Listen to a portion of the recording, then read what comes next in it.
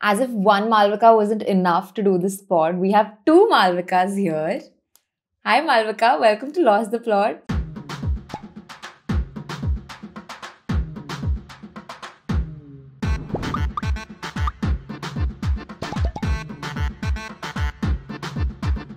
Hi, thank you for having me. I kind of like the ring of calling someone else Malvika. I feel like I've never said my name out loud, and even if I do, I always pronounce it. There's like the English way, and then there's like the Indian way. What's the English way? I'm just curious. Malvika. That's the English way. That's how most people in America say it. Nice. Yeah. A lot of people think my name is Malvika because I'm from South. Okay. And that is not my name. My name is Malvika. And every time I have to correct people saying that I'm Malvika, not Malvika. So it's like so nice to have another Malvika with me. I feel that. My own family, like there's a couple members that call me Malavika. And I'm like, that's not my name, but okay. And a Malvika who can sing.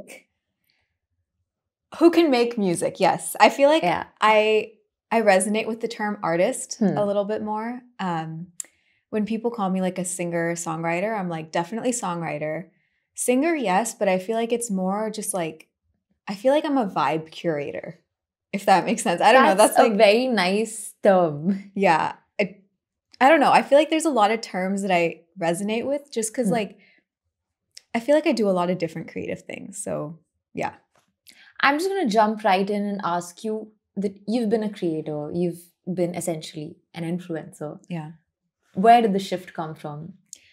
Well, I think, as you likely know, as a creator, what tends to happen is you end up feeling a little stuck by what's working. I'm really grateful for the years as a creator. I feel like I was able to express myself. And then there came a point where you optimize for numbers. You optimize for being able to work with brands. And somewhere along the way, I was losing my creative voice. And my friend, who is an artist, she told me to start this book called The Artist's Way. Have you heard of it? Book, and my artist friends have asked me to read it like too many times, but yeah. It will change your life. It literally changed my life. I was just talking to my mom yesterday, and she was like, if there was anyone in the family who couldn't sing, it was you. Like you had the worst voice. And I was like, you're right. And it's so strange. Like I felt this calling to make music, although I knew I've never trained in singing. I've never had like a singing voice.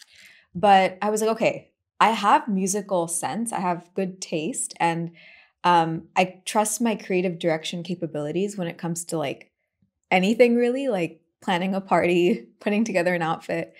And so I was like, let me just try it. And so I started taking singing classes.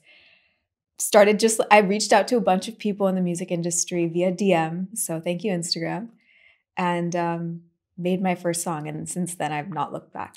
But then that's like such a drastic shift because you were talking about the book Artist's Way. Like, yeah, my friends have asked me to read it, especially because I feel like when it comes to art, I feel like in a lot of ways, I've found my peace, my calling, and a lot of my soul in making art. Like I paint, I sketch, I want to do commissioned work, not for the money, but for the joy of, creating something for people. But that shift can be drastic, especially when you're like a creator and we're working with brands and you know this side of the world that you're working in. These are two different worlds because essentially as a creator, I know that, it is artistic and creative in nature. Yeah.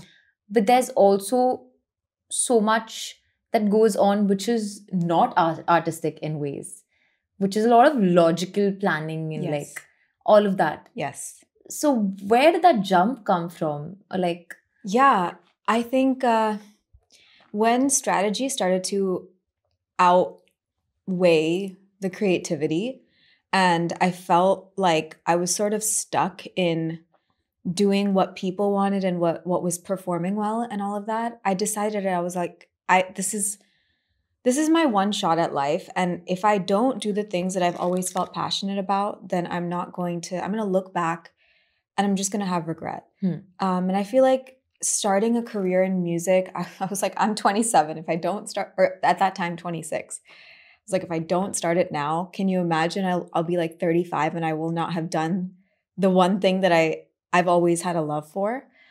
And so I think it was just like, I knew that something inside of me I needed that change, because there was too much of like optimizing for the algorithms and like, doing stuff that was brand friendly. And I just felt everything was becoming so repetitive online too. It's like you see something trending, you feel the need to have to hop on that trend, or you feel the need to create because you know it's going to get a response. Yeah. Which is dangerous, because it's like, now I look at social media and things kind of like trigger me in a weird way, because everyone's shouting. Like everyone is shouting. They're like, it's very extreme. I feel like for me, at least what's happened is I feel like I've really, at least this phase of my life, I'm struggling to find my own voice, because there's this voice in my head that's kind of telling me that, this is who you are as a person and that's what you should be doing, or that's what you should be doing, like showing people. Yeah. Because at the end of the day, my work is creative and it should remain that way. Yes. But then there's this other slight conditioning over the years that, okay, this is not going to work. This is how the algorithm functions, and probably I should do something trending, or, everyone else is doing that. So probably maybe that's what works and I need to do that. And that's not the kind of mess or struggle that a lot of people might resonate with. Yeah. Probably only creators might understand. But that is a very valid thing. Like, at least I feel so lost creating content most of the times. Yeah, I don't think it's just creators. I think anyone that does anything creative, like whether you're like painting or whether you're making music or whether you're making a film, all of us have a sense of what will do well commercially and what sells and like what audiences respond to. And for the sake of commerciality, I don't even know if that's a word, but for the sake of commercial success, a lot of us try to implement those knowings that like, if we do this, it's going to work. And if we do this, it's going to work. But then what happens is like, we lose out on innovation. And I feel like with my music, what I've tried to do is, yes, like compile all my influences, whether it's my background as a Bharatanatyam dancer or my love for like hip hop, rap, R&B. Like I've tried to combine it, but I've not followed any sort of like format or like blueprint, or I never looked at what songs work and what songs don't work. I was just like, these are the things that I like. Even for inspiration, like whenever you want to take inspo from an artist, a kind of music, you do not go behind what has worked well in a certain way. I would take inspiration, but I never thought about it in terms of this was a song that worked, or it's just like, I like the way this makes me feel. Like, for example, one of my favorite albums is Drake's Take Care, which a lot of people, when they look at me, they'd be like, we wouldn't think that that's an album you like. And the songs from that album that I like are not the most commercially like it's not like the motto and headlines. It's like, there's a song called Marvin's Room that I think is beautiful. Oh, yes. I know that song. Yeah. The piano is like that. It's so good. But I feel like it's just about like allowing what you were saying, allowing your true voice to come through. And this is why I really recommend The Artist's Way. I feel like now I've become that person that tells everyone, do The Artist's Way. But literally all my artist friends, musicians, they've told me read it, and I've never like gotten that calling that I have to read the book, but maybe I would. When it has to happen, it happens. So if the calling needs to come, it'll come. But basically what The Artist's Way makes you do is you every single morning you have to journal 3 pages, stream of conscious thought. And I think that put me very in touch with my voice. And in my Artist's Ways and in my morning pages is when I noticed that the theme of I want to make music kept coming up. So like, I'm just going to like shift from this topic and just ask, because I've been like very curious. Yeah. You're from LA. Were you born and raised there? Yeah. So how was it finding your voice as an artist, or like probably, making content? How did that happen as an Indian girl who grew up abroad? Yeah, it's so the story starts when I was in college. As any good Indian kid does, we go to college and study what our parents tell us to study. And you did the same? I did the same, because my parents, when I said I wanted to do fashion, they were like, what do you mean you want to do fashion? That's not a job. That's like a I would hobby. really imagine NRI kids to have it differently because No. Listen, I think sometimes our parents are stuck in such a old version of India because they left a while ago. I've seen, like, I come to India more often and I see New India and I'm like, dude, if only my parents could understand that India is not what, they left it at. I think what's been very important for me is to stay true to both sides of who I am, the Indian roots and also being born and raised in America. But I feel like being true to the Indian roots also means understanding what modern India is like. And so that's why I like spending time in Mumbai. But anyways, what was the question? I was basically just asking you that, being an NRI kid growing Yeah. up abroad, Yeah. how did this all happen? Yeah. Like, Okay. So in college, I studied business, or actually marketing and entrepreneurship. I did a case study on influencers in one of my classes. And then my friend was just like, you should do that because you really like what they're doing. And so I just started like documenting my outfits in college. I was in Boston. So then I would just take the train to New York for Fashion Week and like email like hundreds of people and be like, can I come to your show? And like, just very, like I've always been a dreamer and I think that's my like greatest skill. And I think most creatives, I'm sure you'll agree, like we kind of have to have the vision in our head first and then like, the way figures itself out, but like that vision has to be there. Yeah. I feel like the first thing that you asked me was, did I always want to do a podcast? Yeah. And I was like, this was such an unimaginable thing to me. Like, I feel like, especially when you grow up in India, Yeah. At least my conditioning has been in a way that, I'd never really thought that I could dream the unimaginable, and I never did. Yeah. So probably my reality right now feels very off in touch with the reality that I was supposed to live, or I was told that, Yeah. this is how you're going to think. Yeah.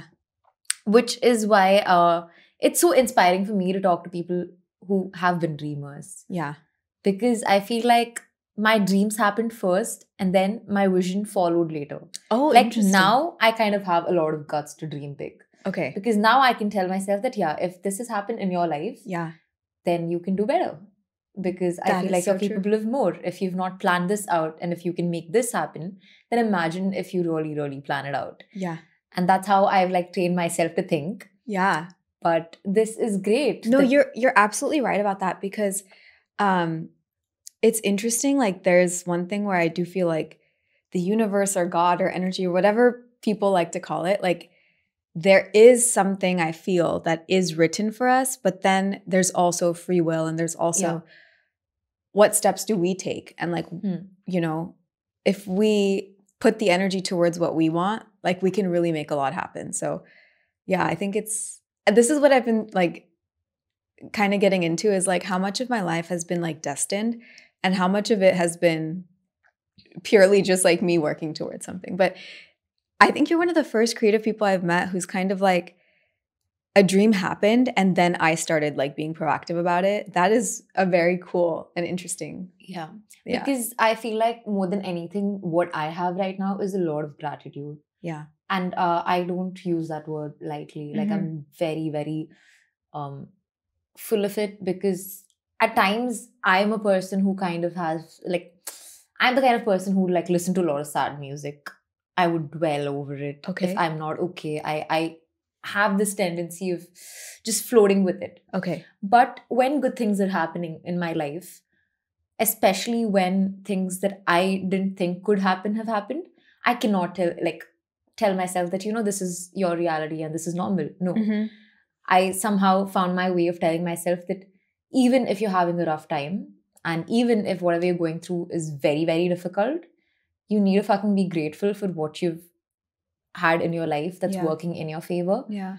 And only that will like kind of get me out of it or get me places where I've not been to yet. Yeah, absolutely. I think gratitude it's an energy at the end of the day. And I feel like gratitude is probably what got you to where you are today. Like it attracts so many blessings. I think in a lot of ways, because I feel like if I kept questioning even the good things in my life, or I probably could never be happy with what I had, then I might not have grown. I think it's just like a mentality thing. It is, But I will also say, like, there's a space to also not dwell in sadness, but to understand that if you are sad, like, there is space for you to be sad. Like, you don't always have to be strong, and like you don't always have to. I don't think being strong or like gratitude can be a coping mechanism out of things. Yeah. It can be a grounding exercise of sorts. Absolutely. But I don't think you can just be like, be strong and like be happy for what you have and not feel sad. No, I don't think that works. Yeah. But probably it can still get you out of your bed on your lowest days and get you to work. Yes. If that makes sense. Gratitude is 100% a practice. I think more than anything, it's a tool to have in your toolbox, and not, it's not an instant pick-me-up, but if you have been practicing it for a long time, then you know the value of it. So yeah, I feel like we're aligned in so many ways, because when I wake up, it's the Malvika thing. No, and I also think that, like, speaking of having the same name, how much do you feel like people end up living up to their name in their life? Do you feel living up to the name in my life? Let's think about it. I don't know any other Malvika personally. Okay. So I don't know where you're getting at with this. No, like, what? Okay, when your parents named you, first of all, what do you think your name means? Oh, I'll tell you the story behind why my name is Malvika. Okay. My mom wanted to name me Simran. Okay. Okay. And then my aunt went and told her that, see, you can't name your child based on a Bollywood movie that you really liked. So, like, really, like, name her something else. And then my mom had like a distant relative. Her name was Malvika Kamath, I think. Yeah. And she was a very fashionable girl at that time. And my mom just liked the girl she named me after, I think. Yeah. Or she just liked that aura. She just went with Malvika. But throughout my life, people have been calling me Malvika, and that like really icks me out. Oh my God. That is a crazy story, because mine is also very similar. My nanny, she was a jewelry designer, in her office, this one really, again, fashionable girl called Malvika used to visit, and like she was a client. And I remember when my mom was naming me, they gave the letter, like what letters your name should be, or what syllable. Yeah. So my mom asked, my mom had a few names, so she asked the nurse in the hospital which one is easy to pronounce. So the nurse said, and they were in the States at that time, so the nurse said Malvika. That's like really easy. Yeah. Which is crazy, because now, like, nobody can actually pronounce my name in the States. Like, I get Malvika and Malvika and like crazy things, but even I don't know what the correct pronunciation is at this point, because my dad like can't pronounce the V, so he says Malvika, and like, anyways. But no, yeah. And, okay, so the name Malvika, from what I've understood, Mom told me that I'm named after a princess in the play. It's called Malva. Yeah, that's the Google meaning of our name. But there's like a epic or like a play called Kalidas, and like Malvika is like the princess in that. So apparently we're princesses. So hopefully we live up to that. Yeah. Yeah. And then in Turkish, the name Malvika is also a Turkish name, and it means mover of mountains. So that's also there. That is interesting. I've never heard that before, and I love that. And if someone asks me what your name means, I'm gonna tell people that. It means the person who moves mountains. Yeah. But do you think you've lived up to your name? No, not yet. I think I think the mover of mountains kind of resonates, because I feel like I've worked against a lot of generational stuff, and like I've always been the weird one in my family who's done really weird things, and like nobody's understood it. Everyone in my family has very traditional 9-to-5 jobs, and I was the kid that would like, I wanted to go to the difficult high school, not the one that everyone else went to. I always like unnecessarily chose difficult circumstances for myself, but I think it's like made me very adaptable. And kind of going back to like music, I think the only reason I took that leap is because I was like, I've done crazy shit before. I can do this. Like I'll figure it out. So yeah. But what about you? Do you feel like, I don't know, do you feel like in any way you live up to the idea of moving mountains? I hope, now that I know that that's what my name means, I I hope that I can do that. I hope that I can live up to the meaning of the name. But I think for me it's like the process of living up to it. Yeah. That's important. Yeah. Because if I start believing that, yeah, I've done my share of things and I've made it, then I don't think I can get anywhere beyond this point. Correct. So for me, it's this, I don't know what it is. Probably it's a negative trait as well. But there's this thing that, okay, this is not it and this is not enough. Mm. And I don't want to call it greed Yeah. because it's not negative, Yeah. but it's definitely a little pushy in ways that, I want more. You want more. That's also, like, I hate to generalize, but it is a very it's a very Indian trait to have, to constantly feel like it's not enough, which is, I'm going to be honest, like, it's been a lot of, it can fuel you a lot. Like, it can really, really get you far in life. But I think life is about dualities, and there's a good side and a bad side to, I think, every quality out there. So even something like that, it's about, like, I've learned, I think, especially in the past year, I used to seek, like the numbers, the social media, like all of that, because I wasn't celebrating myself. And like, I needed people to see me. I needed, like, if my mom and dad, like, didn't congratulate me, which they aren't the kind of parents that like openly are always like, good job, But I think like the danger with social media, I don't even know where I'm going with this, but I think the danger is like constantly feeling like you need to one-up yourself. Yeah. And I think that's where your own voice really comes in handy. I remember having this phase of being very burnt out. And I have a lot of friends who do regular day jobs. They're corporate people. So for them, burnout looks very different. Yeah. Like for them, it's because they've like worked in front of their screens for a good 10 hours at stretch for like good couple of months or weeks. And they're like really burnt out because all they've been doing essentially is work. So when I try telling them that I'm burnt out, they did not really get it because my work is supposed to be flexible. My work is supposed to give me a lot of privileges that come with it. Like a work day for me would probably be going to a concert to cover it. And I'm supposed to have fun. That's what my job profile has become. Correct. But burnout for me is not that I have a lot of shoots or like probably something like that. Burnout that I experienced is I don't know what to put out as content anymore. Because essentially everyone's putting out content. What is it that's different about my life that's going to like make a difference?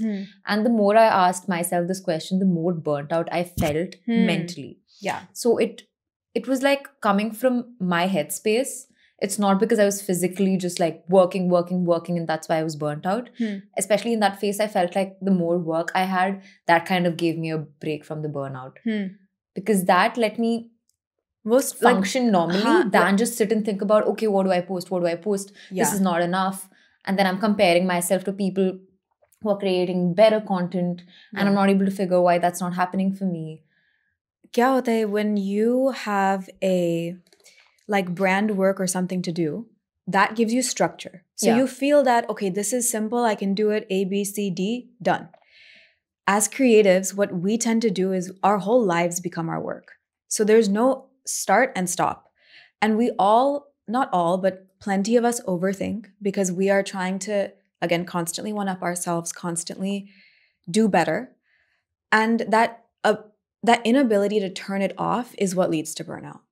And that's why I think it's important to have just like certain things in your life that don't need to be shared online. Like that, I think that's the thesis of like my entire EP is like online/IRL, because it's like I'm allowed to have a real life without sharing it online. I think creators need to understand they don't owe access to everyone. Yeah, that's very true. Like it's private. I've learned how beautiful privacy can be. Because I think about like, eventually I want a family. I like want a private life, and like I don't want to have to share that with the world. Like it's too important to me, and I don't. And even, I would find out that like the videos where my mom was speaking in Gujarati in the background, or like my dad was speaking in Gujarati, like those performed really well. But they never signed up for this. And I that's not ever what I wanted to be known for. Yeah. So it's kind of like being able to, number one, be self-authored online. That's tough, because in a world where what performs well isn't necessarily what you want to be known for, that's tough. And then the second thing is like keeping parts of your life to yourself. Yeah. I think is really important. I feel like especially now that you like think about it, or my conversations with a lot of other creators, there's this figuring out of what works on Instagram, right? And if you've noticed, authenticity works. And that's because it looks real. It is real. And what do we connect the most with? Something that's authentic, something that's raw, something that's like a raw emotion. Probably your parents speaking in Gujarati connected to people because that is real. Correct. You are from an NRI family that's living abroad, and speaking in your native language hits where it's supposed to hit. Yeah. But as a creator, probably like when I start surrounding myself with people who were also like, okay, being raw hits, I also noticed in myself and the people around me that there's this urge of recording everything. Because, this is raw. Like, like that's also a strategy. Like to feel like you have like I used to literally, if I was at a restaurant, I would literally just put my phone in the middle of the table while I was eating. And I was just like, today I think back to that and I'm like, that is so strange. Like, it's not nice for the people that are sitting with me. And it's just like, why would I, like, just to get an interesting moment in conversation, or like, that I think it's like now that you've figured out authenticity works, yeah, we're just trying to capture it every time. And then that becomes performative. Like, yeah, that's really performative. And when I started noticing that, I'm like, I need more time with people who are off their phones. Yeah, correct. I need to consciously step out of that bubble and get myself time outside of it, so that I do it in proportion. Like I'm not someone who wants to record everything. Because I got to a point where I was like, am I really enjoying something? Or am I trying to enjoy it because I'm trying to capture it? There's a pressure of liking things. There's a pressure of having fun. And I don't want that. Yeah. I think that like once you do come back to your own voice, you realize what matters and what doesn't. And then you also realize what you want to be known for. I think for anyone, and I think this is everyone now because we're all online, we're all chronically online, we need to figure out what boundaries to set, whether it's with our consumption or with our creation. Consumption boundaries are always talked about, but nobody talks about the boundaries around what you put out, you know? I think that, again, in this world that rewards authenticity and how are we actually being authentic if we are fabricating or staging authenticity to be shared online, you know? Yeah. And I don't know, lately I've just been drawn to people who are just clear about what they want in their lives and how they want to live it, whether it's how they are online versus offline, or whether it's just like, these are the things that I will tolerate in my life and these are the things that I won't. And like, we talk about boundaries in relationships, but what about boundaries in our relationship with social media? You know? Yeah. I think that's a very good point that you've put out. Yeah. Because I feel like we're a generation that's chronically on our phones all the time. Yeah. And, you know, it's like muscle memory at this point that I wake up and I pick up my phone. I'm always scrolling in middle of a conversation, which I realized, okay, I really need to stop. Yeah. It's dopamine hits. It's basically like, it's not very healthy.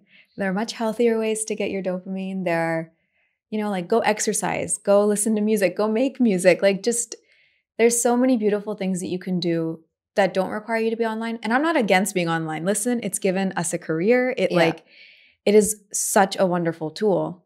But yeah, the question remains, how do you stay self-authored online for people who post online? And then how do you stay,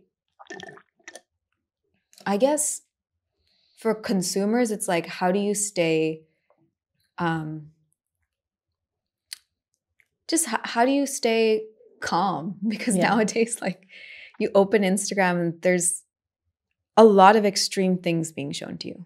So you kind of have to like self-regulate. Yeah. I'm just going to drift up off this conversation and ask you this one question I've asked literally everyone I know who makes music or like who sings. And does your art or your music intensify when you're going through like a heartbreak? Of course. Like the first song I made was Love is a Game. Like that, like the first thing I could think of, the first thing you always think of when you're creating something is like what's consuming me right now? And it's usually like the pain, right? And for me, I think the most painful, it's not painful really, but I think I was always embarrassed to admit that I've never been in a relationship my whole life. And, you know, at 26, having all the aunties and even your parents sometimes come to you with like rishtas and like talk to you about marriage and stuff like that. And I'm like, hold on, I've never even been in a relationship. And like to even say that out loud was embarrassing for me. And I was like, but maybe I'm not the only one that's felt that way. Like, so Love is a Game really talks about sort of mixed signals, because I've definitely had crushes. I've had what I consider to be like, I would say situationships, but I'm not sure if the guy would say that. But you know, when you get attention from a guy or whatever it is, just not having clarity in that equation. And so that's where Love is a Game was born. And literally like, I'm dumb, I'm stupid are lyrics in the song. And it's like a fun way to just like celebrate, but also it's like melancholy sophistication. It's like, yeah, it's kind of sad I've never been in a relationship. It's kind of sad I've always been surrounded by people who haven't given me clarity as to like where this is headed or, you know, how they feel about me. But I'm definitely not the only one. And so, yeah, Heartbreak, I think not fueled, but it was the first thing I could think about making music about. Yeah. Was it a very like somewhere conscious decision of remaining, you know, single and like not being in relationships through your life? No, actually, like, so there was a phase where I just lost, like, I think I just lost hope in relationships at a pretty early age because, truth be told, I haven't been surrounded by the best situations. Like in my extended family, there's just been really bad situations, and I've seen divorce. And then with my mom and dad, they're both lovely people, and I love them both. And I think that there is love there, but it hasn't been it's been a very rocky road for both of them. And so I never really saw love as being easy. I always saw love as being the extra burden to someone's life. Okay. I think now I'm trying to heal from that, and I'm trying to tell myself that I deserve an easy love, but it's not feeling natural to me that would happen. So I also feel like it's shaped by the examples we have grown up seeing around us largely. Yeah. Because especially people in my life who look at love in a very healthy way come from families where love is healthy. Or they've seen examples of it, or probably experienced it in their own life. Yeah. Like for me, it was pretty much similar to what you said. And not that I've not been in relationships, but being in difficult relationships makes it even more difficult. Or probably relationships ending kind of just set the tone in my head that, okay, it might be really good for a while. Yeah. But what if it eventually ends? It's not going to be worth the pain. So why go in that path? Understood. And somewhere, without me consciously knowing, I felt like off late especially, I've kept myself away from the feeling of wanting to be in a relationship because it's stuck with me somewhere deep down that I'm like trying to fight. That, you know, it's but not set on stone. What happens then when you meet someone that changes that idea that you have? Like, I know a lot of people who, and that was also me, like, in fact, for 10 years, I said, I'm never going to get married. I've even gone on, like, I was on a podcast in LA 3-4 years back, and I was like, I don't think I'm going to get married. And then I was like, I would never live in India. And I would say all these things. And then God would literally make stuff happen in my life that was like, haha, look at you. Like, I'm going to make this happen in your life. So I feel like sometimes we think that we're not going to be in a relationship or like, you know, we don't want to be in love. But then like life will just, something will happen. Someone will come and like change your view. I mean, Did that happen to you? It hasn't happened, but I think because I've met really good people, like I've just been, in the last year, I've seen much more healthy relationships. Like one of my guy friends who's, he's an actor in LA, like he's just such a kind human being, and he and his partner have such a beautiful relationship. And it's literally one of the first relationships I've seen, it's just so beautiful. And then I think like God has just put really wonderful men in my life who are kind, and not necessarily like I have to be in a relationship for me to feel like, oh, that makes sense. There's potential I think out there. In my adulthood, especially with my friends, I've seen how healthy relationships can look like. Yeah. And even though it's not a result of things that have happened in my life, I think it still makes a huge impact when I'm seeing it as a third person happen to people who are close to me. Yeah. But having said that, I'm not proud of the fact that, you know, you just mentioned that you literally said that you don't want to get married. Yeah. And I've said that. Yeah. But in my life, it never came from a space where I genuinely believed I did not want to get married. I somewhere believed that, okay, it's never going to happen with me because I might never find someone. So I used to say that out loud because it might never happen. So maybe I can make it sound like that's what I want. Yeah. Than just make it look like, you know, it never happened in her life. Yeah. It was same. Yeah. This is the first time I've said it out loud, actually, that, you know, I've said that because I was ashamed of the fact that probably people might think that, oh, it's not happening in her life. Yeah. Then maybe like, I said this narrative. Do you know how many girls feel ashamed when they shouldn't? Like it's not abnormal to not have been in 50 million relationships that have been beautiful. Like, and any girl that has been in multiple relationships and says that all of them were great, I'm sorry, is probably lying to you. Like, yes, like everyone's sort of approach to love is different, and that's fair and valid. But I think that more than not, a lot of girls don't feel confident about what their love lives have looked like. And I think we all need to accept that everyone's journey is really different. And I think the best thing that you can do is just be the brightest version of yourself. And like, you keep glowing, you keep doing your thing, and the right situation will find itself in your life at the right time for you. And instead of saying like, I look back and I kind of wish I never said stuff like I don't want to ever get married, and I like literally first in life, never say never. Like literally never. God will laugh in your face and he'll like turn things around. And you know, I used to think that, oh, I'm so American, like I don't ever think I could live in India. Now I can only think, like, I was telling my mom, I was like, Mama, I think I'm going to have to figure out a way to kind of have a dual setup because I enjoy India so much, like so much. And yeah, so never say never. And just kind of like you focus on being, again, the brightest version of you, and the right situation will find itself. Yeah, I think that's a very fair thing to say.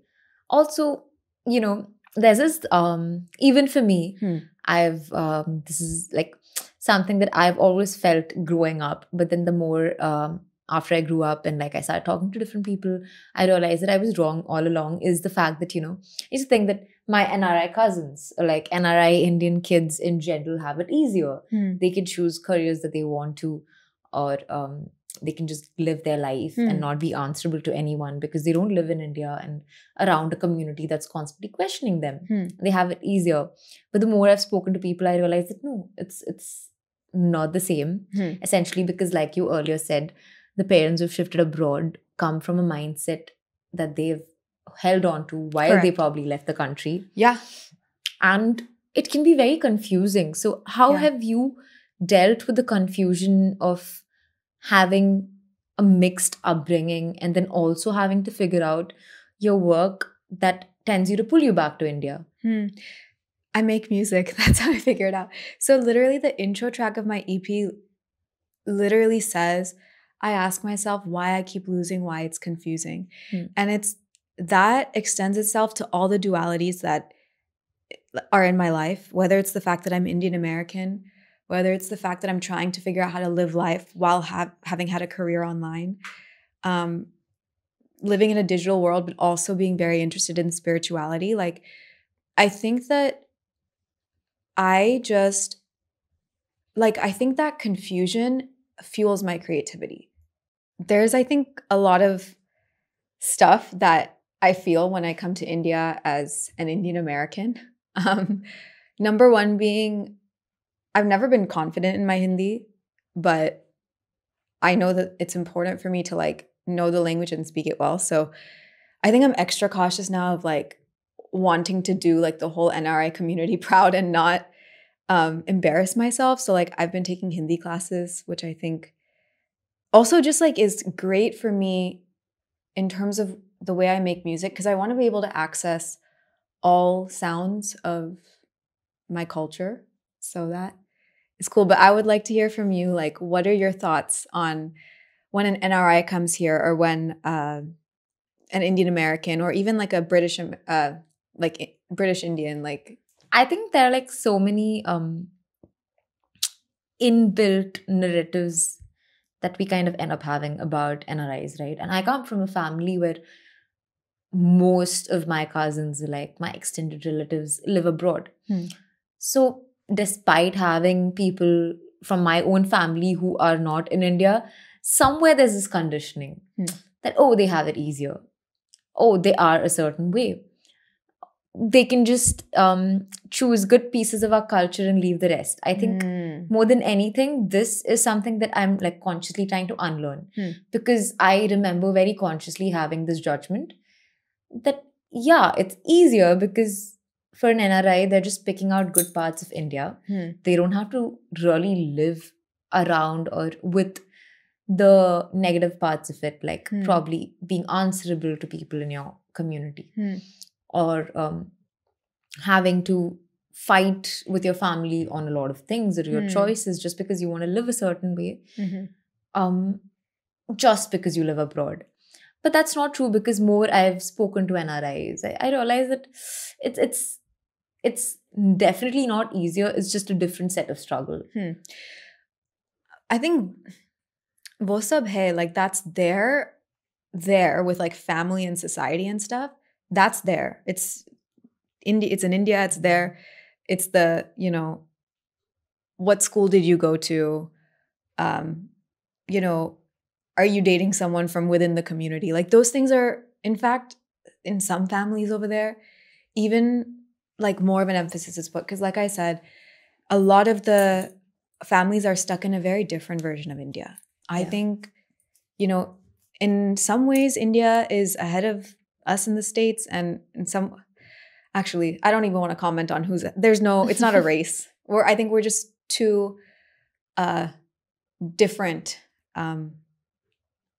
It's just two different things. But the set of struggles is definitely like, there are similarities, but then there are also differences. Like, I think growing up being confused about where you can express your Indianness, like going to school and like my mom sending me tepla and like feeling like I had to go and eat that in the bathroom because, like people would say things about how it smelled, or like that does a lot to a child in terms of how much they feel confident in expressing who they are.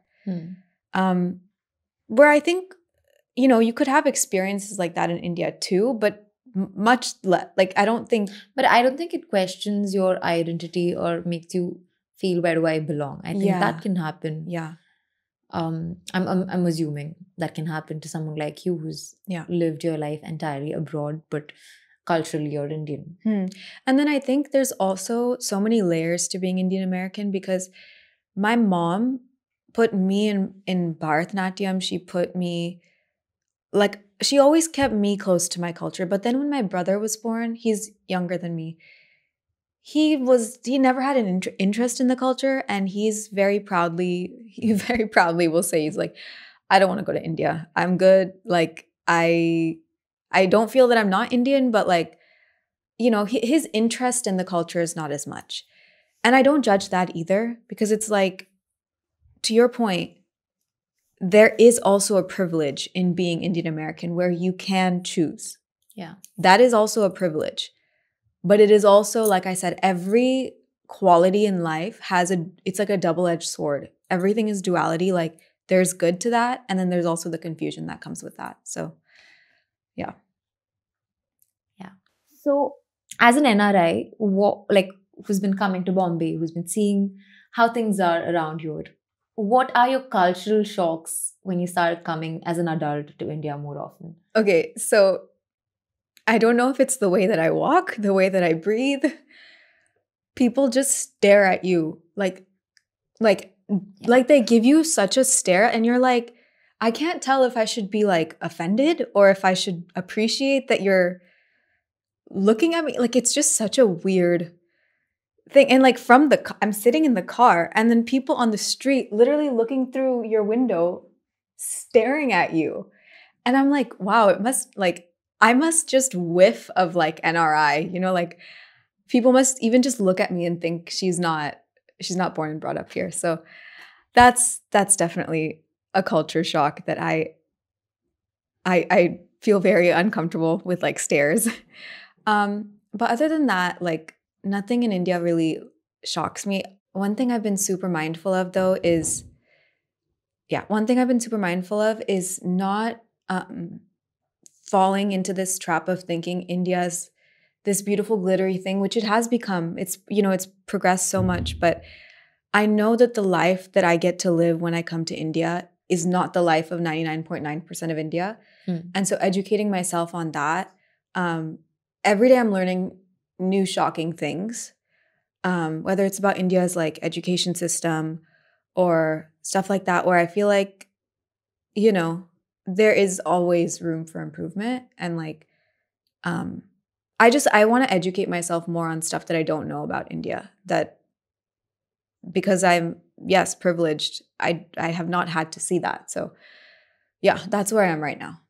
And anything exciting that you've been up to in Bombay, like something that you've really been enjoying doing, or something that you like, some place you like going here? Yeah. Okay. So this is my first time living in India alone. Usually I come and I stay with my mama, who live a like really wonderful, glittery life. But I said this time, no, I'm coming. I'm staying by myself. I'm going to learn how to navigate India by myself. I'm going to speak Hindi with people. I don't care if they laugh at me. I'm going to do my best. And I need to figure out how to like build my own life here. Because I see that my career has been sort of picking up here, and I've had a lot of opportunities with Indian brands, even while living there. So I have to be able to like figure out my independence here. And that's been such a nice experience. Actually, because I'm seeing in India that I would never otherwise be able to see if I was with family. But my favorite thing about India, my favorite thing is, so I've dealt with a lot of mental health issues in the past. The US can be a very lonely life, especially if you're a creative and you're creating stuff from home. But in India, I don't feel it that badly. Like anxiety, depression, it's not, I won't say it goes away. I'm still a work in progress. Is it the social setting that happens around you that makes you feel better instantly? It's the social fabric. It's even the fact that when you walk into an elevator, you walk anywhere, there's someone there. And like, people are quite kind here. In the States, no, like, I'll be honest, I don't even know my neighbors in my building. And it's not because I don't want to. It's because like, there's just no effort that's made to like, know each other. Yeah, it's like like everyone's on their phone. And I know that that does also happen here, but not as much. People care about each other. I think as nosy as we can get, we're also a little very social for all the right reasons. We want to know people around us. Yeah. So I think that was a lovely conversation I've had with you. I agree. I've never been able to talk about some of these things openly, so I appreciate you leading the conversation to these places. It was just so nice to have you here, Malvika. But that Thanks, was it Malvika. for our episode. Yeah. These are two Malvikas signing off. If you liked our episode, like, share, subscribe to Lost the Plot, the pod, Malvika Online, and Malvika. That's me. Give it up for Malvika. Bye-bye.